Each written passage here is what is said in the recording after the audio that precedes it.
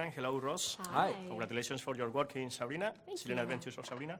The first question is about the definition and the Grindel universe. How would you define this series? Because there is romance, there is horror, there is magic, there is a lot of mixture, there is a comic book based on this series. So how would you define all the universe of Sabrina Adventures? It's its own magical little world. Takes place in this little town called Greendale, which is this timeless town that looks a bit like 60s, but we still have a pinch of modern technology, and obviously there's this witch world that's hidden from the public, and then you have Baxter High, which is a little more normal, and like you said, there's equal parts horror and comedy.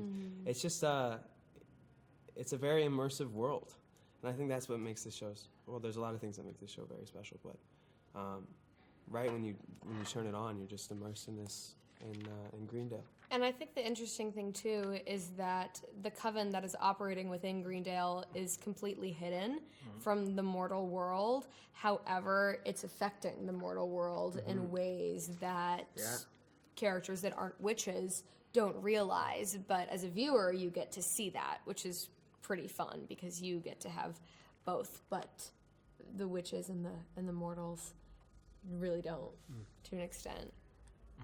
Did you know the previous one series of the 90s? Did you know the comic book universe, Archie world? Or did you begin with the project from zero? I grew up reading Betty and Veronica as far as the Archie universe goes, but I'd never read any Sabrina comics. And then once I got the audition for this, I read the Roberto's Chilling Adventures comics to sort of get a vibe for what I was getting myself into. Do you feel, what's the main difference between the original series from the 90s and this Netflix universe in Sabrina? I think the darkness, the horror. Yeah, I think besides the characters, I think everything's pretty different. And I like Kiernan, didn't really watch the 90s series, and I didn't read the comics either. I was fairly familiar with the iconic Sabrina and Salem and whatnot, but even with me not having a lot of information on the old content, I think this is very different.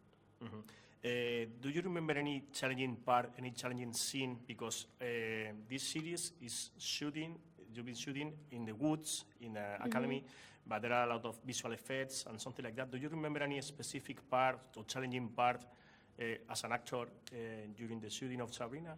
Yeah, I think physically... It has a lot. Let's be honest. I mean, I think physically a lot of the scenes can be quite challenging if it's often cold. I'm often in a slip in the woods, and yeah, there's the physical challenges. There's a lot of dirt and blood and all that kind of stuff. On top of that, the emotional aspect of the show is something that I take super seriously and try to capture in the character. So when you're sobbing in the woods and it's cold and it's 3 a.m. It does generally speaking feel challenging.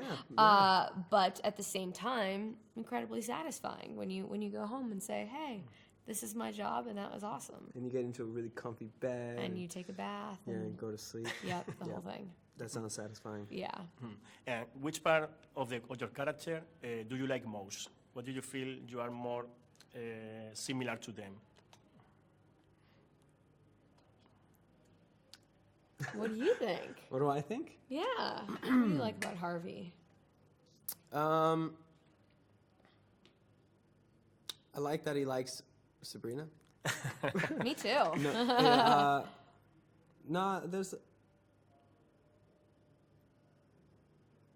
You go first. Okay, I think that I love how sure of herself Sabrina is and how determined she is to do what she feels is right. And I really admire a person that instead of just doing what she is told to do or what she is quote-unquote meant to do, questions everything and doesn't do something if it doesn't make sense to her. I think that's a really powerful sense of intuition.